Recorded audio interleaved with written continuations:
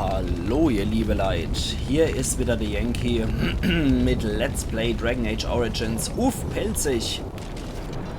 Ja, da wird weiter gekämpft hier. Soldaten gegen Genlocks und Horlocks. Warte mal, ich gucke mal, ob ich mich da vielleicht einigermaßen geschickt platzieren kann für meinen Kältekegel.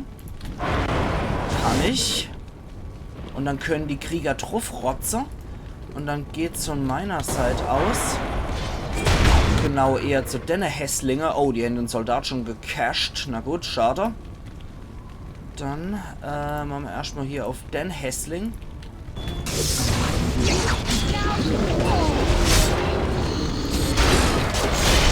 Dann kriegen wir Solo platt. Und Alistair hat nochmal einen schönen Crit gelandet. Und da oben steht noch irgendwas Hässliches rum. Wahrscheinlich so ein Genlock wieder, der auf uns schießt, ne? Schlangegift können wir hier noch. Ah ja, das sind noch 2 Genlocks. Euch sehe ich doch schon, Jungs. So, oh, da ist auch noch einer. Na dann, erstmal. Nee, das ist sauber Verschwendung. So.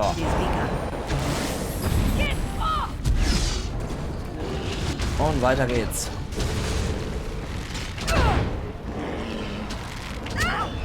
Okay, da hinten ist noch was Größeres. Genlock Alpha. So. Okay, der schießt mit einer Armbrust, wie es aussieht.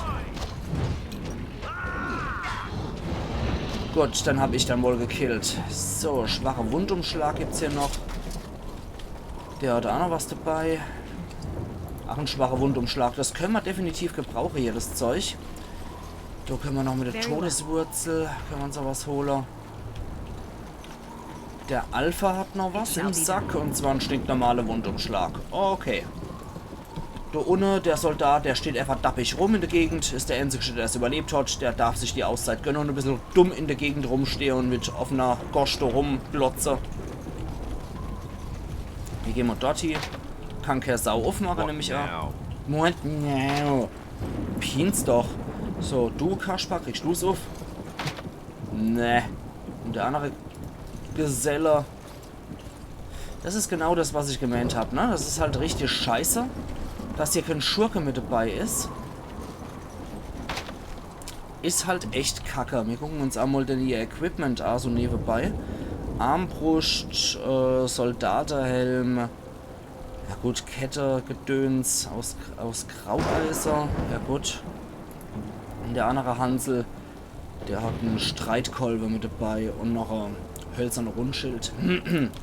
Na gut, ja, ist halt kacke, dass kein Schurke mit dabei ist. Das werden wir sehr lange Zeit vermissen, dass wir hier solche Truhen nicht aufkriegen, weil wir keine passende Schurke dabei haben. Ei. Gut, dann hier mal Reihe in der Lader. Dann gucken wir mal, was hier so abgeht. Okay, die dunkle Brut kann ja noch nicht so lang hier drin sein. Trotzdem haben sie schon schön dekoriert, wie man sieht. Hier brutzelt was. Nett. Aber die Musik gegen die Darkspawn, die Kampfmucke ist halt schon geil. Oh, das sieht man noch voller aus, ja. Gut, das hat mich verlangsamt. Also die Musik ist echt geil. So.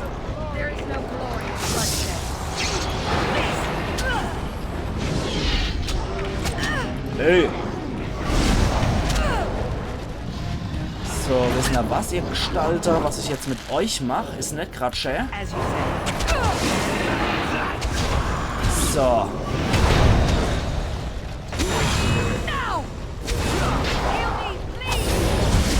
Und ich brauche auf jeden Fall ein bisschen mehr Lebensenergie. Deswegen aktivieren wir mal Todesmagie. Da kann ich nämlich noch ein bisschen aus der Leiche meine Energie aufzerren, ne? Wie ihr das seht. Kann ich da nochmal richtig schön aus der Leiche die entropische Energie rauszerren. Das ist echt schick. So, der Kaspar ist auch verwundet, aber da habe ich keine Heilmagie für den parat. Und außerdem ist ein NSC. Interessiert keinen. Vor allem ist er nicht mal ein NSC mit Hintergrund. Das ist einfach irgend so ein Typ, der uns hier hilft. Schwacher Umschlag. Der hat doch nicht mal einen Namen. Ja, sehen wir mal, hier kriegt man es doch nicht mal auf. Das ist so ärgerlich. Das ist so kacke. Okay. Gut, hier haben wir sonst nichts mehr. geht hier nur noch der Weg weiter. Aber wie gesagt, dunkle Brut ist noch nicht so lang hier. Trotzdem haben sie überall schon mal ihr Fleischtotems errichtet. Ganz bezaubernd. Da geht's in das Sackgasse. Da ist aber der zum Aufmacher. Hallo, ihr Tuba-Typen. Dann wird erstmal Blitzi gejagt. Die Umarmung gibt's auch noch.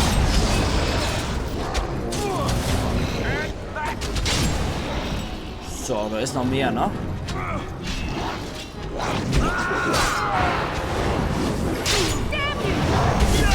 Oh, da hinten kommt auch was aus der rausgedammelt. Da kommt was Genlockisches.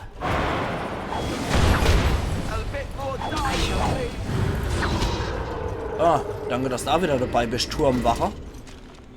Wo auch immer der sich rumgeschlagen hat. Säurebeschichtung. Schwacher Wundumschlag. Und da ist noch einer. Sausack.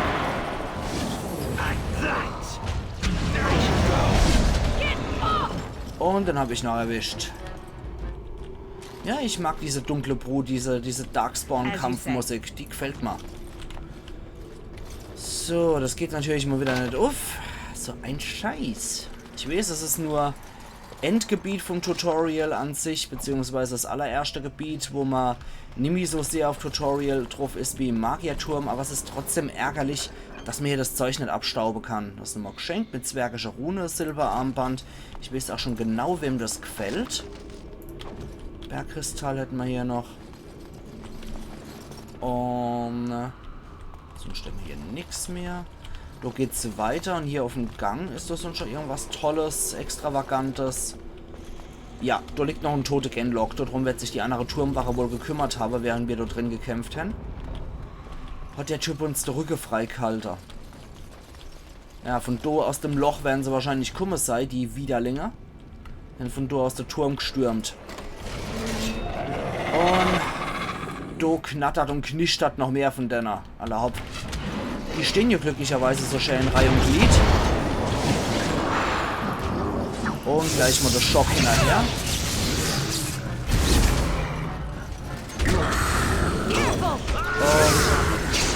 Und so.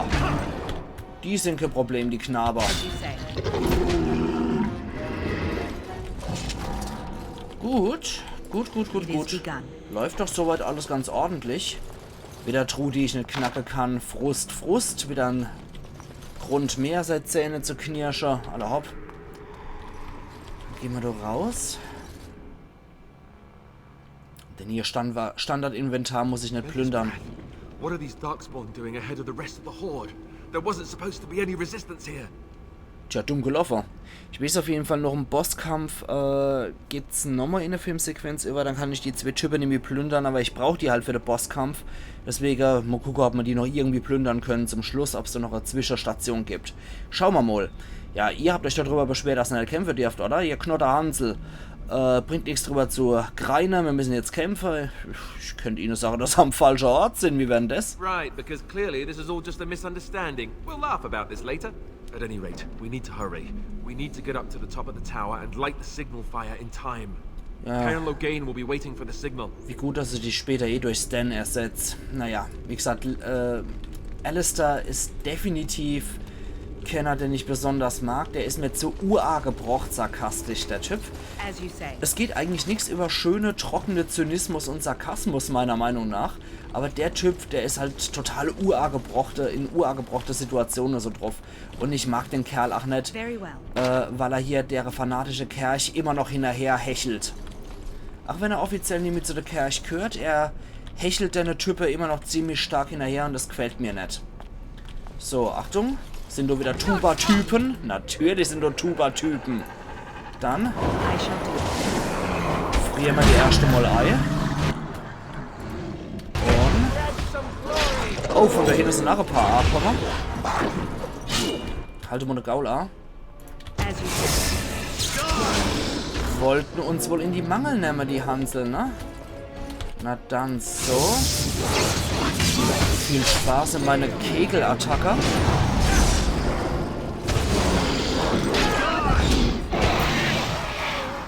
ist schon irgendwie ein bisschen traurig, wenn die Gegner schon den Magier als die größte Bedrohung sehen. Ich sollte einen Lyrium-Trank nehmen.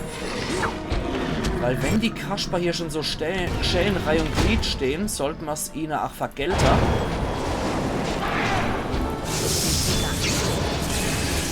Und alle 3 umgemoscht. Ja, das macht der strategische Magier aus, ne? Hier sind, glaube ich, noch ein paar Genlock-Schurke unterwegs. Kann das sein? Ich höre es wieder Grunze und Knurre. Okay. Ah, das sind noch Ballista. Na gut, die hätten wir selbstverständlich auch noch einsetzen können, die Dinger. Ja, da hätten wir hier noch... Geht's auch in eine kleine Kammer mit 2 Holzkisterei, die wir auch beide aufmachen können. Dann schell's mal gedannt sei. Gut, Saphir haben wir auch noch. Schwacher Wundumschlag, schicke Sache. Die Balliste hier.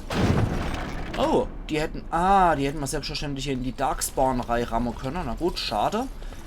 Aber ich bin ja eher diese Frontsau, Haut drauf, Abteilung Attacke-Typ. Von daher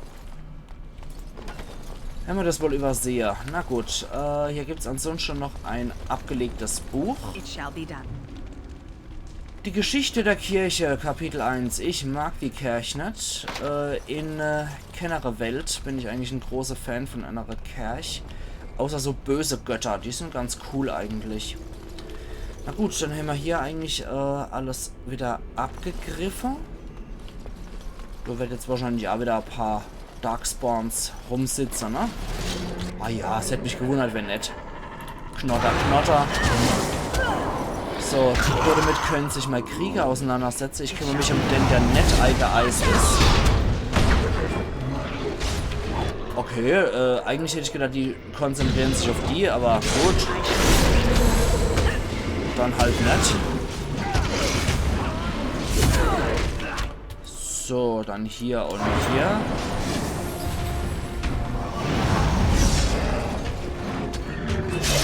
Ui, das gab einen blutigen Finisher. Das war eine Köpfung. Enthauptung, wie auch immer man es nennen will. Auf jeden Fall war es ziemlich olver. Gut, schwacher Wundumschlag. Ansonsten Holzkistel. Das können wir noch aufmachen, ohne einen Schurke zu brauchen. Da ist noch ein kleiner Pilz drin. Okay.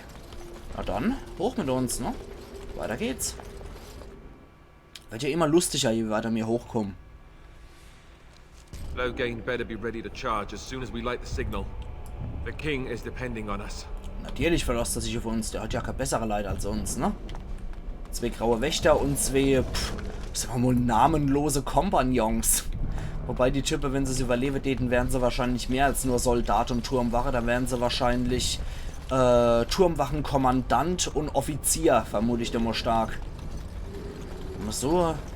Wenn man so eine Mission hier wirklich packt, also dann Respekt, dann hat man es wirklich drauf im Kampf. Natürlich hat die Darkspawn uns gesenzt. Aber jetzt sense ich sie um. Schade, das hat jetzt leider nur einer erwischt. Aber da hinten stehen noch ein paar von den Idioten rum. Halten wir den Gaul an, wir nähern uns doch von hinten an das Problem. Und dann gibt es wieder wenigstens 2 Leute, die den Shop abbringen. Wir holen uns lieber noch ein bisschen Energie. Wir holen uns Energie, das ist mir gerade sicherer.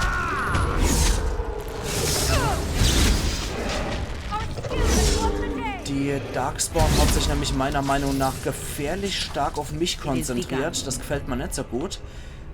Später brauchen wir bei Krieger auf jeden Fall das Talent bedrohen, damit die Aggro auf sich ziehen. Ich denke, das ist sinnvoll, wenn dann dieser Aggro-Mod aktiv ist, weil dann stürzen sie sich nicht auf mich. Ich habe beschissene Konstitution. Das ist nicht so toll.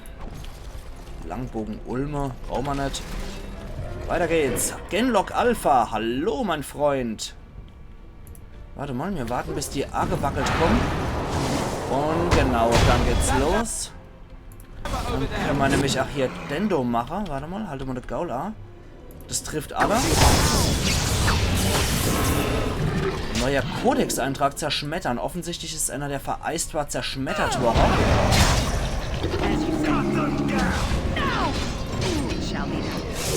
So. Gute Sache. Halte mal den Gaul aus. So. Und das hat der Gnadenstoß gegeben. Der Alpha hat noch Rekrutenschild der Wächter. 2 Schaden gegen dunkle Brut. Das kann nicht schaden.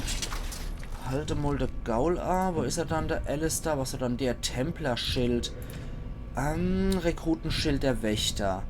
Ja gut, das ist schlechter von der Verteidigung. Na, wenn ich mir das jetzt mal so angucke. Ja, das ist leider schlechtes Ding. Schade.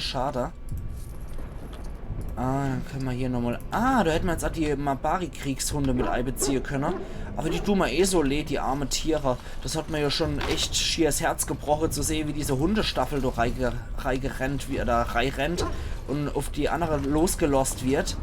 Und die dann aufgespießt werden mit der Schwerter von der Darkspawn. Das gefällt mir nicht.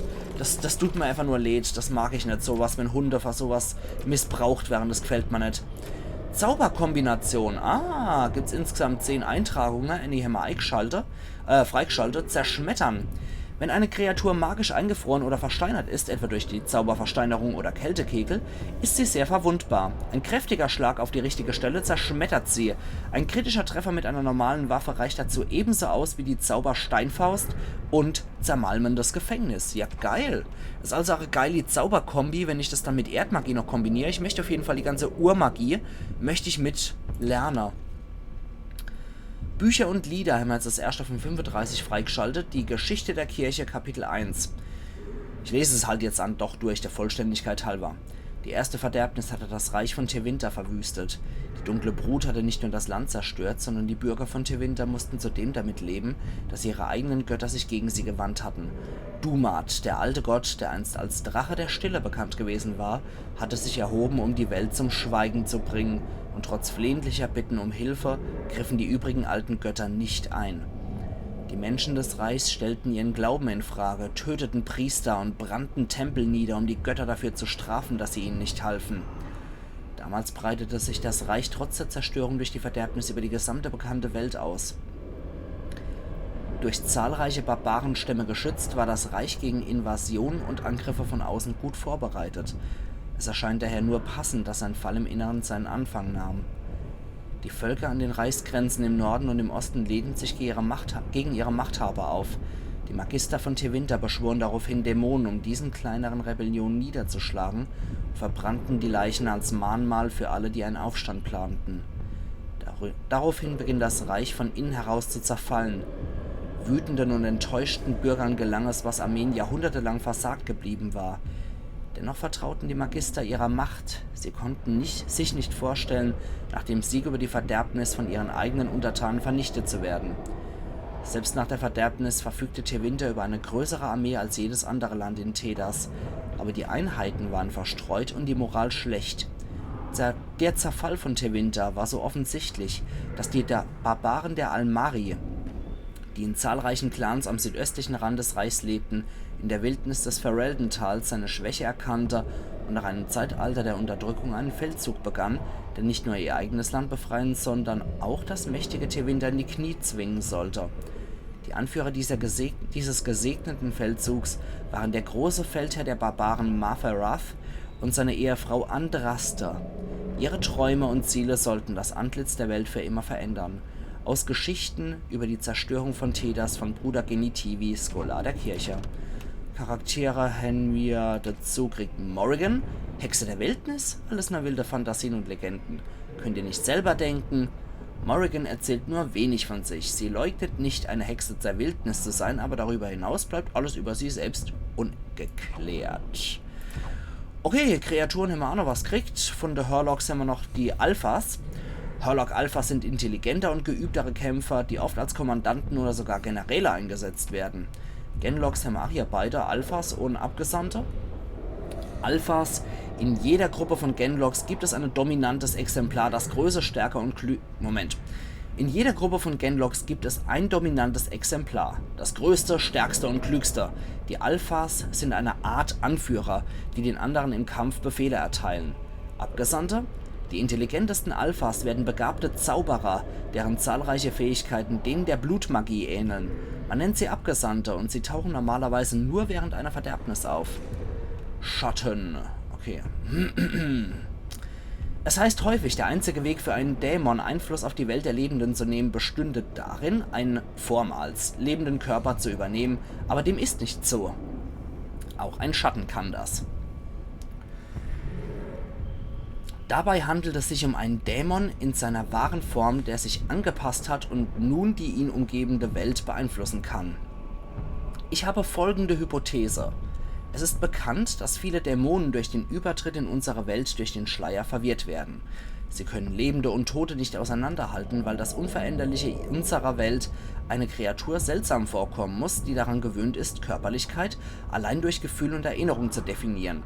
Die meisten Dämonen neigen dazu, möglichst schnell etwas zu übernehmen, was sie als lebendig wahrnehmen.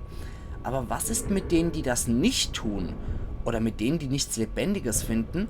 Oder bei der Übernahme scheitern? Was ist mit denen, die von Natur aus eher vorsichtig sind? Diese Dämonen beobachten. Sie lauern, von Neid zerfressen. Mit der Zeit lernt so ein Dämon, Energie aus dem Geist der Wesen abzusaugen, die ihm begegnen, wie er es auch im Nichts getan hat. Sobald er über genug Energie verfügt, kann er sich manifestieren und existiert von da an als Schatten. Diese Kreaturen verabscheuen die Übernahme. Stattdessen durchstreifen sie ihr Revier und saugen den Geist von allen aus, die es betreten. Vielleicht glauben sie ja, dass sie sich noch immer im Nichts befinden? Es gibt Indizien, die darauf hindeuten. Ein Schatten schwächt Lebende bereits, wenn er nur in ihrer Nähe ist. Konzentriert er sich, kann er ein einzelnes Opfer sehr schnell leer saugen. Es wird auch berichtet, dass Schatten auf den Geist einer Beute direkt zugreifen, Verwirrung oder Furcht auslösen und so den eigentlichen Angriff vorbereiten. Das Schlimmste ist vermutlich, dass ein Schatten nach dem vollständigen Aussaugen eines Opfers nicht gesättigt ist, sondern eher noch mehr Hunger entwickelt. Aus dem Tagebuch des früheren Oberverzauberers Maleus oder Malois, vormals zum Zirkel von Rivain gehörig, zum Abtrünnigen erklärt im Jahre 29 des Zeitalters der Drachen. Gut, damit hätten wir wieder alles im Kodex gelesen. Wir hätten auch dazu noch ziemlich viel Action gehabt. Jetzt bin ich allerdings etwas verwirrt gerade. Ich weiß gerade, von da sind wir gekommen, genau. Das wollte ich eigentlich wissen. Hier müssen wir lang. Halte mal der Gaul an, das heißt, wir müssen... Moment. Von wo kommen wir dann? Wir kommen von dort, ne? Das stimmt schon soweit. Gerade habe ich mich ein bisschen selber verwirrt. Genau, wir kommen von da... kommen wir hier raus, genau, müssen hier entlang. Das heißt, wir hier noch ein paar kleine Räume zu erkunden. Naja, circa 2 Minuten haben wir jetzt, glaube ich, noch. Die Räume möchte ich, glaube ich, heute auf jeden Fall noch erkundet haben. Da sind nämlich noch ein paar von den Tuba-Typen drin und dann haben wir zumindest Dido erledigt. Und Roh von der Wetter. So. Die können wir dann später noch die Erdzauber wirken. Und Roh von der Wetter. Gut, das Geld können wir von denen schon mal absacken. Dann war das, die Meute aus dem Nachbarraum, aus beiden Nachbarräumen sogar. Kleiner fehlerhafter Feuerkristall. Ja, dafür gibt es dann im Exklusivinhalt, was ich ja eigentlich auch mit runtergeladen habe, gibt es dann später einen Abnehmer für das Zeug. Schwache Verletzungsausrüstung ist gut und eiserner Ring ist. Ach, okay. Das bringt wenigstens ein bisschen Geld. Schwache Verletzungsausrüstung, wie gesagt, super das Zeug. Aber gut, dass diese Freaks mittlerweile aus ihren Löchern rauskriechen. Und zack. Was war denn jetzt? Das war nicht gut. Da habe ich gerade meinen Zauber nicht gewirkt, wie ich es wollte. So. Dann sammeln wir doch gerade nochmal die Sache von den Gegner ab, die was hin. Geld ist auf jeden Fall immer gut. Na, dann reicht es doch perfekt, wenn die halt immer alle auf Amul kommen, weil die nicht in ihre Räume eingesperrt bleiben wollen, sondern immer direkt zum Kampf so kampfsaumäßig rausstürmen. Dann soll es mir recht sein. Dann machen wir das jetzt noch. Wir holen hier nochmal ab, was es abzuholen gibt. Jo, also Verletzungsausrüstung definitiv gut, falls einer mal im Kampf drauf geht, kann man dann seine Verletzung auch wieder heilen. Das ist ganz gut. Weil man stirbt im Kampf, verletzt sich dann und nach dem Kampf steht man wieder auf. So, mit denen können wir jetzt auch noch ein bisschen was rumspielen.